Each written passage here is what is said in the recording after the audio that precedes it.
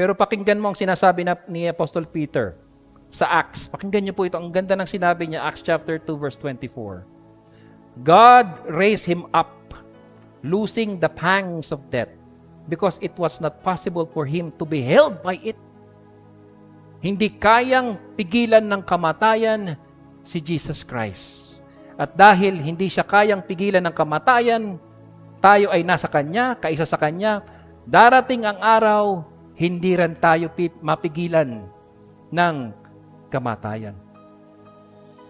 Tama, walang direktang kinote po dito si Apostle Peter.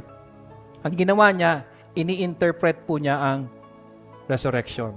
Sabi niya, noong nabuhay muli si Jesus Christ, binali niya ang pangin ng kamatayan. Hindi siya kayang panatilihing patay sa libingan. The grave could not hold him. Hindi kayang ikulong ng kamatayan ang Panginoong Hesukristo. Parang sumabog ang libingan. At siya ay bumangon muli sa mga patay. Anong ibig sabihin nito? Ibig sabihin, makapangyarihan si Kristo. Ibig sabihin, triumphant si Kristo. Ibig sabihin, walang laban sa Kanya ang kamatayan. Sabi nga, it was not possible for Him to be held by it, by death. Hindi posible. Walang kapangyarihan ang kamatayan laban kay Jesus Christ. Sole Deo Gloria.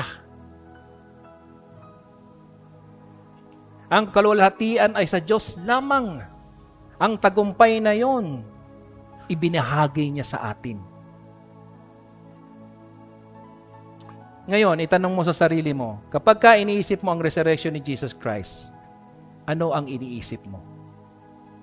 Bakasyon? Holiday? Magpahinga? Yun ba yun?